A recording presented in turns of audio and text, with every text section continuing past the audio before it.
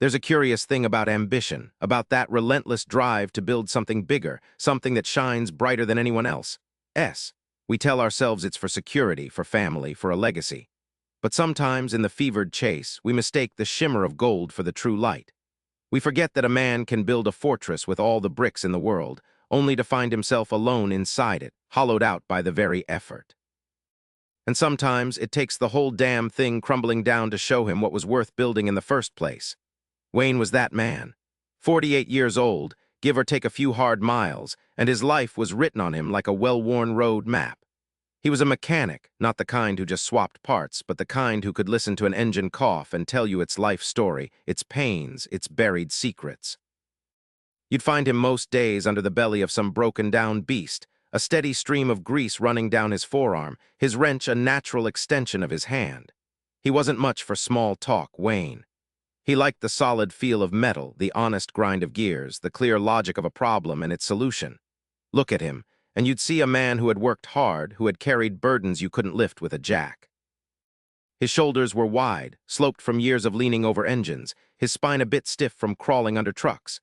His face was a roadmap of fine lines, etched around eyes that were often squinted, either in concentration or from the glare of fluorescent garage lights. They were tired eyes, no doubt about it, but beneath the fatigue there was a steady, observant glint. A quiet strength simmered there, the kind that doesn't need to shout to be known. His hands, though, those were the real story. Knuckles thick and scarred, fingernails perpetually rimmed with dark oil, the skin itself a map of calluses and nicks. They were hands that knew how to fix things, to build, to break, and to endure. He moved with a quiet efficiency, his gruff exterior a kind of natural shield, but you could tell he didn't miss a thing. He saw more than he let on, and he thought deeper than he spoke. He was a man you could rely on, steadfast as an engine block, even if he sometimes felt as weathered.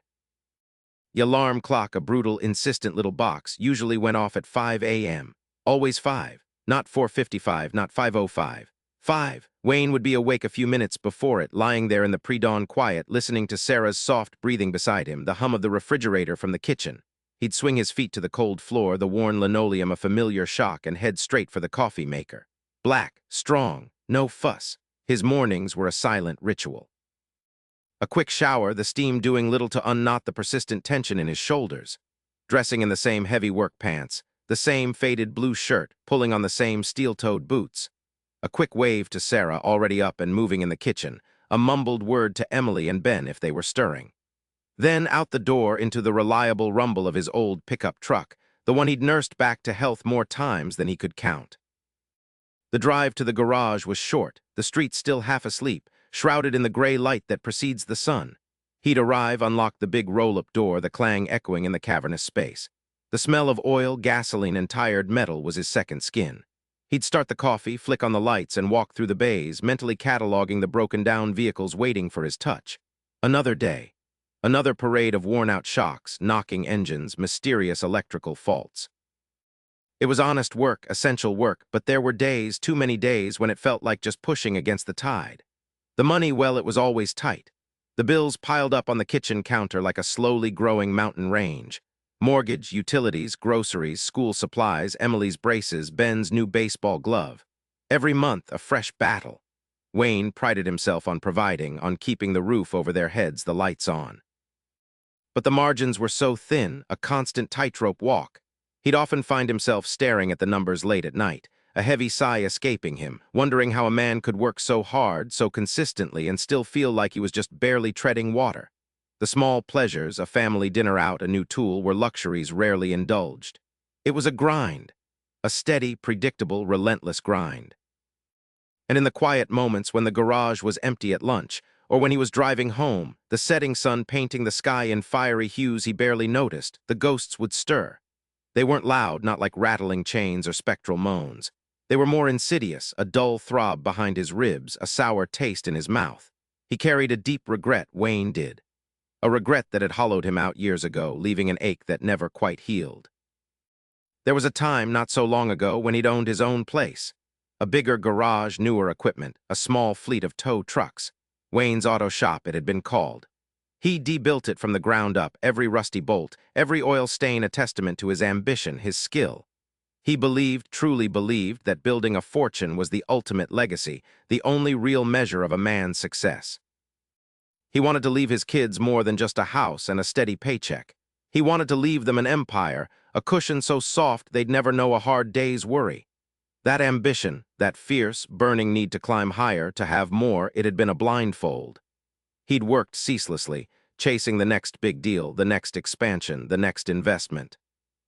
He poured every spare dime, every ounce of energy into the business, sometimes, if he was honest with himself in those dark hours, neglecting the very people he claimed to be doing it all for. Sarah's quiet suggestions for a family vacation, Emily's eager questions about his day, Ben's pleas to play catch in the yard. They'd often been met with a tired nod, a vague promise, or a dismissive wave as he headed back to the books, to the phone, to the endless pursuit. He told himself he was doing it for them, that someday they'd thank him for the sacrifices. He remembered the late nights, hunched over ledgers, dreaming of retirement in a big house by a lake, sending his kids to colleges he could only have dreamed of. He'd seen the envy in other mechanics' eyes, the respect in the town council meetings. He was Wayne, the successful businessman. That was the man he thought he was supposed to be. That was the legacy he was chasing. But then the mistake. A huge, bone-headed, pride-driven mistake made outside the comfortable, greasy world he understood. He'd branched out, listened to a slick-talking advisor who promised a quicker, bigger return, something beyond just turning wrenches. He de-risked it all, the business, the savings, even mortgaged the house against a scheme that looked too good to be true because his ego whispered it was his time, his genius. He wanted to jump from steady success to outright fortune, to finally secure that empire. And when it all came crashing down, taking everything with it, he hadn't just lost money. He'd lost himself. The man he'd thought he was, the future he'd envisioned, it all shattered into dust. The gap between who he was now, a skilled but struggling lead mechanic, and the empire builder he'd been so desperate to become, was a chasm he walked over every single day. A quiet despair sometimes whispered that he was a failure, that he'd robbed his family of a future, and that his life, for all his hard work, was just one big, irreversible misstep. That was the burden Wayne carried, heavier than any engine block. That was the ghost that woke him before the alarm, the shadow that followed him into the garage, waiting for the quiet moments to remind him of what he'd had, what he'd lost, and what he'd truly sacrificed in the misguided pursuit of a legacy built on nothing but cold, hard cash. He yearned for his children to thrive, for them not to make the same mistakes, to understand that there was more to life than the bottom line. But how could he teach them that when he himself had learned it the hardest way possible? The question hung in the air, unanswered, as he started another day, turning another wrench, hoping for a different kind of fix. Every morning, the world outside Wayne's modest bedroom window was still painted in the deep navy of pre-dawn. The digital red numbers on his alarm clock blinked 5:00 a.m., but he was usually already awake, staring at the ceiling, the quiet hum of the refrigerator in the kitchen a familiar soundtrack to his waking thoughts. Sarah, his wife, would be a soft, warm presence beside him, her breathing even undisturbed. He envied that peace sometimes. He tried not to wake her.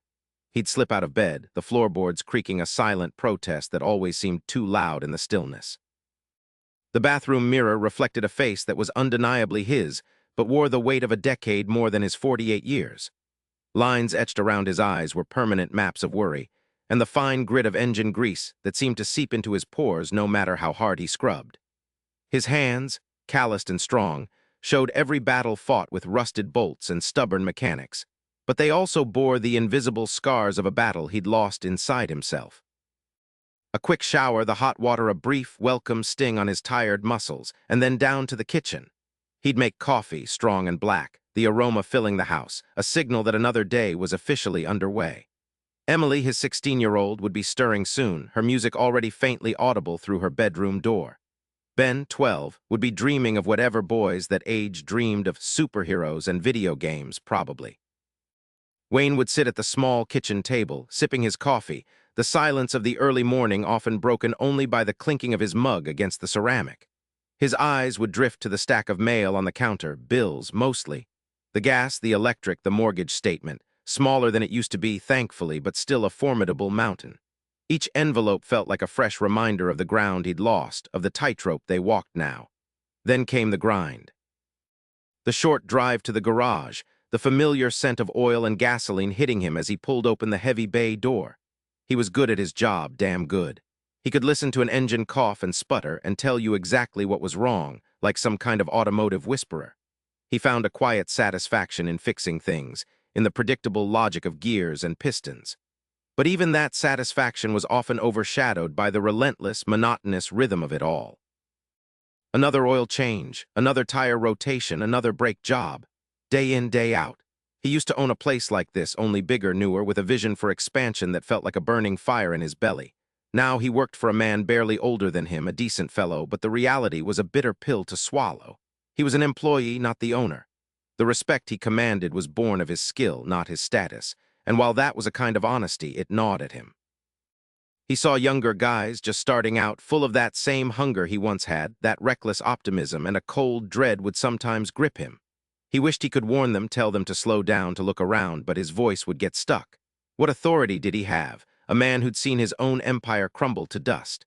His inner demons weren't always a roaring fire. Often they were a slow, persistent ache, like an old injury flaring up in damp weather. They spoke in the quiet moments between cars when he leaned against a cold fender, wiping grease from his brow. You had it, Wayne. You had it all. And you threw it away chasing more, chasing something that wasn't real. The ghost of the man he'd wanted to be, the wealthy entrepreneur, the man who provided everything without a second thought, hovered just out of reach. That version of Wayne, the one who'd mortgaged their home on a bad bet, felt like a stranger now, a phantom from a different life. He saw the tired lines around Sarah's eyes, the way Emily sometimes hesitated before asking for something new, the quiet acceptance in Ben when a desired toy was out of reach. He knew, with a gut-wrenching certainty, that those were the direct consequences of his past arrogance, his misguided ambition. He imagined the life they could have had. A bigger house, college funds overflowing, worry a distant concept. Instead, every dollar was accounted for, every luxury a careful consideration, every dream tempered by a tight budget. He wanted to shield them from the consequences of his failures, but he couldn't. It was always there, a low hum beneath the surface of their lives, a constant reminder of the chasm between the comfortable future he'd envisioned and the precarious present he'd built for them. He knew he was a good father, a good husband, a man who worked hard. But that old pride, the one that once equated his worth with his net worth, still whispered its insidious doubts. Could he truly build a legacy with honest work and love alone, when he'd so spectacularly failed at building one with money? The question was a heavy stone in his gut, a constant companion through the clatter and roar of the garage. The clang of a dropped wrench in the background often served as a punctuation mark in Wayne's thoughts, pulling him back to the greasy reality of his day. But nothing, not the screech of tires nor the roar of an engine, could have prepared him for the sound of his phone vibrating on the workbench that Tuesday afternoon. It wasn't a usual customer call. It was a number he recognized with a sick dread in his stomach, a number associated with the opportunity he'd poured everything into, the one that had been whispered about with such promise and hushed urgency months ago. A land development deal, miles outside his comfort zone, but pitched with such an air of inevitability, such guarantees of explosive returns. He wiped his hands on a rag, the grease smearing across the worn fabric like his life was smearing out of control. His thumb hovered over the answer button, a microsecond of denial, a silent plea that it might be good news. But the look on the project manager's face when the video call connected, even through a grainy screen, told him all he needed to know. The man's eyes were too wide, his mouth a grim line, his usual swagger replaced by a panicked, defeated slump. "Wayne," the voice on the other end cracked. "I'm so sorry. It's all gone. The permits fell through, the environmental report was a complete disaster, and the bank just pulled the plug. Everything. We lost everything." The words hit him like a physical blow, knocking the wind clean out of him. Everything. The successful auto shop he'd built brick by brick, the capital he'd painstakingly saved over 2 decades, the mortgage on their modest home he'd foolishly leveraged as collateral. It wasn't just the business. It was the nest egg, the security, the future he'd gambled away on a roll of the dice he never should have touched. He heard the distant thrum of the garage, the laughter of a younger mechanic, but it felt miles away, filtered through a thick fog. He could feel the blood draining from his face, leaving him cold, hollow. He drove home that night in a daze, the steering wheel a cold circle beneath his clammy hands. The familiar turn into his driveway felt alien, like he was pulling up to a stranger's house. Sarah met him at the door, her smile fading as she saw his face. One look and she knew. She didn't need words. He just shook his head, a single, silent tear tracing a path through the grease line on his cheek. He watched her hand go to her mouth, a quiet gasp, her eyes welling up. Then came Emily, bounding down the stairs, asking about dinner, and Ben, curious why Dad was home so early. They saw their parents, frozen in the doorway, a silent, terrible tableau. The fear in their eyes, that moment of dawning comprehension, seared itself into Wayne's soul. It wasn't about the money anymore. It was about the crushing weight of their uncertain future, reflected in the wide, scared eyes of his children. That image, those innocent, trusting faces clouded by a sudden, inexplicable dread, would haunt him for years. He ended up on the old couch in the living room, long after Sarah and the kids had gone to bed, the house impossibly quiet save for the hum of the refrigerator. It was 3 a.m., and the darkness outside was absolute, mirroring the darkness inside him. He stared at the ceiling, seeing not the plaster but the ruins of his life. The successful auto business, a source of pride for so long, gone. The security he thought he was building for his family, evaporated. The grand legacy he dreamed of leaving his children, reduced to ashes. He felt a primal scream bubbling up from his gut, but it caught in his throat, choked by the sheer enormity of his failure. Pride, that's what it was, pure, unadulterated pride. He wanted more than what he had, not because they needed it, but because he needed to prove something, to himself, to the world, that he wasn't just a good mechanic, but a successful man, a man of wealth. And in that pursuit, he'd become reckless, arrogant, blind. He ignored every instinct, every warning from Sarah, every quiet doubt in his own gut that screamed, "Stay in your lane, Wayne." He'd chased the phantom of a fortune, and in doing so, he'd lost a piece of his soul and almost everything that mattered. The weight of it was suffocating. His hands, usually so steady and capable, now trembled uncontrollably. He ran them over his face, feeling the rough stubble, the tired lines, the sheer exhaustion that had settled deep into his bones. What kind of man gambled away his family's future on a pipe dream? What kind of father put his children's home at risk for a bigger number in a bank account? He was a fool, a selfish, short-sighted fool. The shame burned hotter than any anger. He had built nothing of lasting value with all that ambition, only a house of cards that had just spectacularly collapsed. He was stripped bare, exposed, with nothing left but the wreckage of his choices and the cold, hard truth. He had lost everything, and it was all his fault. The shame burned hotter than any anger. He had built nothing of lasting value with all that ambition, only a house of cards that had just spectacularly collapsed. He was stripped bare, exposed, with nothing left but the wreckage of his choices and the cold, hard truth. He had lost everything, and it was all his fault. He spent the rest of that night on the couch, wrapped in a threadbare blanket, staring at the muted glow of the television he hadn't even turned on. The silence of the house was a heavy shroud, broken only by the occasional creak of the old timbers and the rhythmic ticking of the grandfather clock in the hall, a clock his own father had restored, a quiet monument to steady hands and honest labor. Each tick felt like a hammer blow, marking the relentless passage of time he'd squandered. As the first faint streaks of gray light began to paint the sky outside, seeping through the gaps in the blinds, Wayne pushed himself up. His body ached not from physical exertion, but from the weight of his soul. He walked to the window and looked out at his street, the modest houses still asleep, the familiar oak tree in his front yard standing firm against the coming day. For years, he'd seen this view as a starting line, a place he was desperate to leave behind. Now it just looked like home, a fragile sanctuary he'd almost demolished. He looked at his hands again. They weren't soft. They were calloused, scarred from years of wrenches and hot engines, from honest work that had once given him a quiet pride. He remembered the feel of a perfectly tuned engine, the satisfaction of a stubborn bolt finally turning, the grateful nod of a customer. That feeling had been replaced by the adrenaline rush of closing a deal, the nervous flutter of checking stock prices, the hollow victory of seeing numbers grow on a screen. He'd confused building a fortune with building a life. He chased the shimmer of gold and neglected the solid earth beneath his feet. The understanding settled over him not as a sudden flash, but as the slow, inexorable rise of dawn. It wasn't about the money he lost, not entirely. It was about why he lost it. He hadn't been building for his family, not really. He'd been building for himself, for his own ego, for a definition of success that was as flimsy as a wisp of smoke. Enough. He whispered the single word hoarse and raw in the quiet morning air. It wasn't a cry of despair, not anymore. It was a statement of fact. A recognition that the path he'd been on was a dead end. He didn't know what came next, didn't have a plan, but he knew with a clarity that finally cut through the fog of regret that he couldn't keep doing what he'd been doing. He couldn't keep chasing a mirage and sacrificing the real, tangible things right in front of him. He wouldn't risk his family, his home, his own character ever again for something so fleeting. The next morning, a Tuesday, felt like the first day of a different life. Every fiber of his being screamed at him to stay in bed, to pull the covers over his head and disappear. His pride was a raw wound, flinching from the thought of showing his face, of admitting defeat. He was Wayne, the guy who owned the busiest garage in town, the man who was always looking for the next big thing. Now he was. What? Just Wayne? He dragged himself up before the sun, the old familiar routine kicking in, but this time it felt alien. He made coffee, strong and black. Sarah was still asleep, her face peaceful.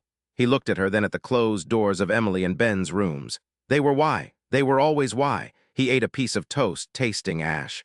Then he got dressed. Not in the crisp shirts he used to wear to business meetings, but in an old pair of worn work pants and a faded blue t-shirt. He found his steel-toed boots, still caked with a thin layer of grease from a lifetime of service. The hardest part was walking out the door. His stomach churned. Where would he even go? Who would hire him, the man who just lost everything? But the enough from yesterday still echoed in his mind. He couldn't wallow. He had to do something.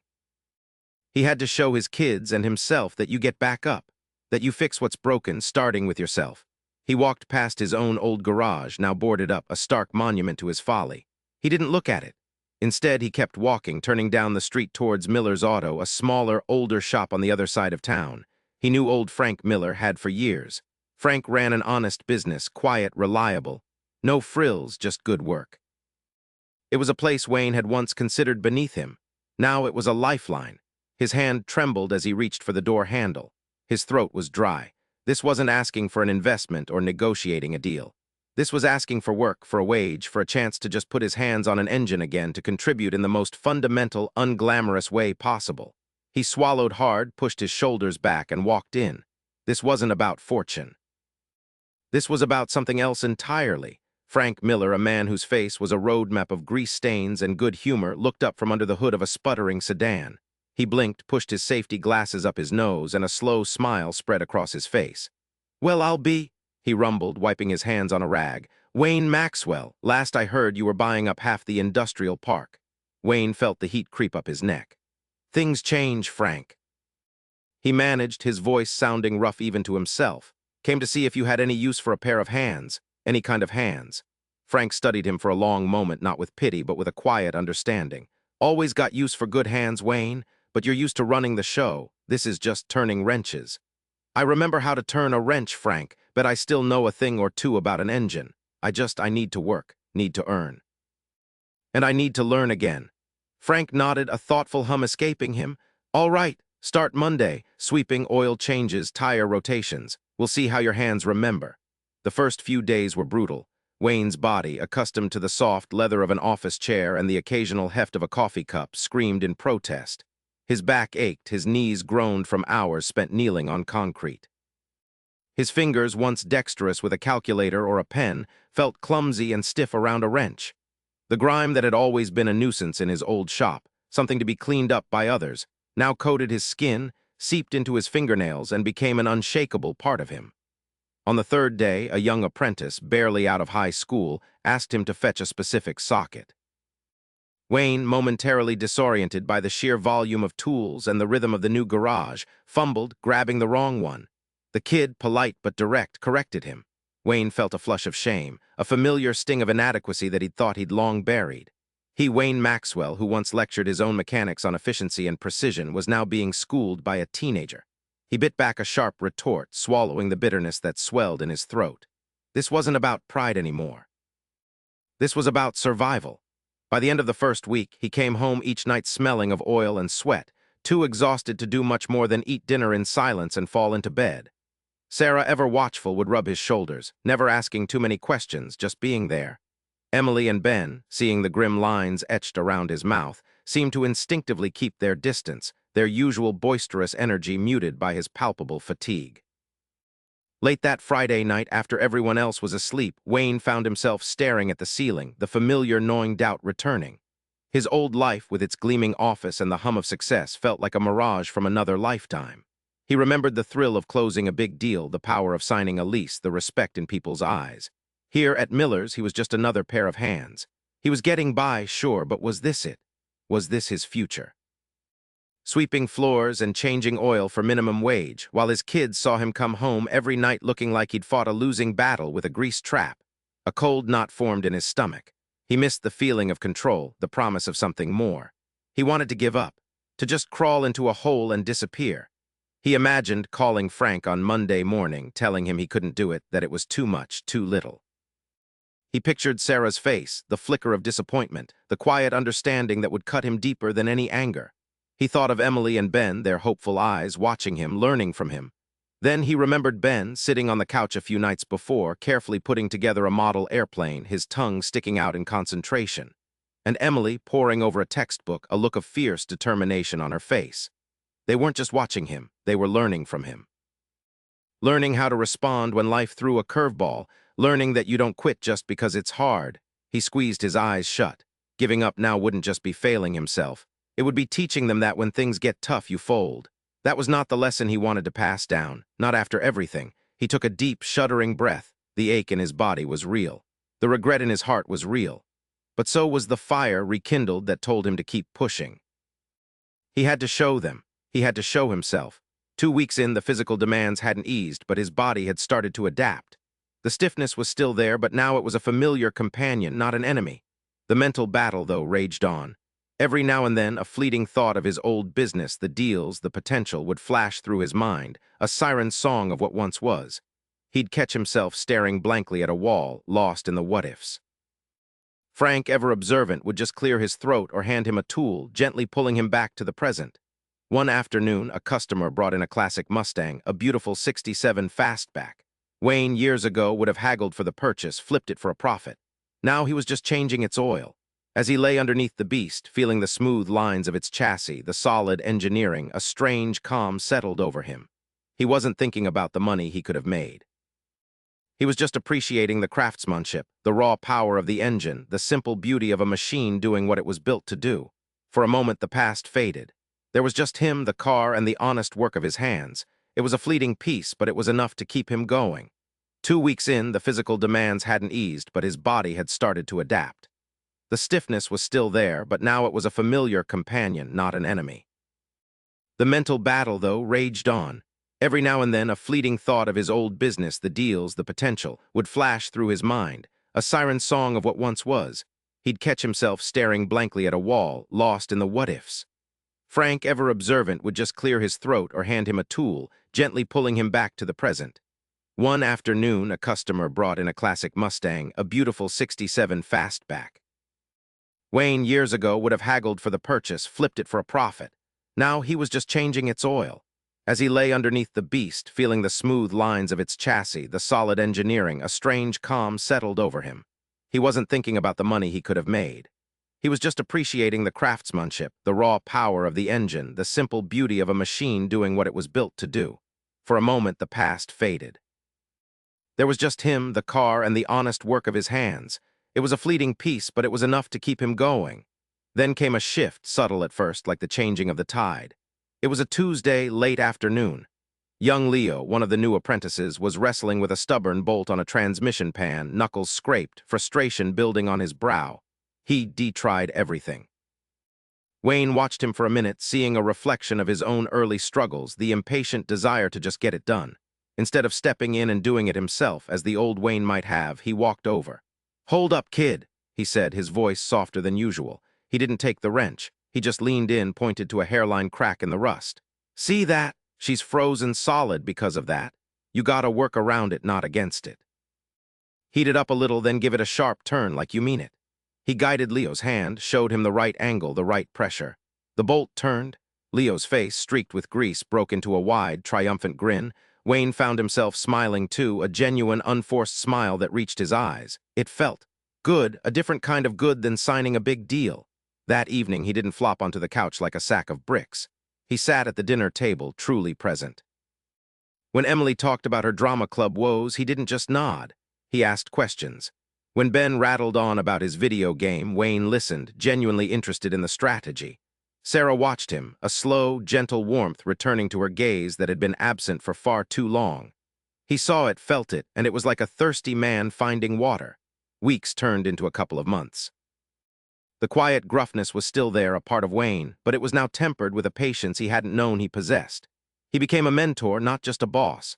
He'd take extra time with Leo or Maria, showing them tricks of the trade, telling stories about impossible fixes from 30 years ago. He started finding a rhythm, a flow to his days that wasn't about the frantic chase, but the steady, sure hand of a craftsman. Frank noticed it, a twinkle in his usually serious eyes. "You're humming more than the engines these days, Wayne." He'd grumble, a hint of approval in his voice. One Saturday, while helping Emily fix her old bicycle chain, a small, simple task compared to an engine overhaul, she looked up at him, her eyes wide. "Dad," she said, "you seem happier." The words hit him like a punch, but a good one. He knelt beside her, wiping grease from his hands with a rag. "Yeah, am," he said, looking at the bent chain, then back at her. "I think I am." It wasn't the kind of happiness you could buy or sell. It was the deep, quiet satisfaction of being exactly where he was supposed to be, doing exactly what he was supposed to do. He'd lost his fortune. The big house, the flashy cars, the trips, they were gone. His modest home in the working-class neighborhood now felt like a fortress, not a temporary stop. His hands, once calloused from steering the wheel of a business, were now calloused from turning wrenches, from holding his kids, from working the small garden he'd started in the backyard. The fear was still a scar, a reminder of how close he'd come to losing it all. But it no longer dictated his every move. It simply reminded him of what truly mattered. "You know," Wayne once told Frank over lukewarm coffee during a quiet lunch break, "I used to think the only way to build a legacy was to build a fortune. Biggest pile of money, biggest name on the biggest building. That was the dream." He paused, stirring his coffee, not meeting Frank's gaze. "Turns out you chase money, it can disappear as fast as it came, like smoke. But what you build with your hands, with your heart, how you treat your people, the good you put into the world for your kids to see, for them to learn from, that's the only thing that truly lasts. That's the real inheritance." He looked up then, meeting Frank's steady gaze, a quiet certainty in his eyes. And so the man who lost everything found he had everything to gain, not in numbers, but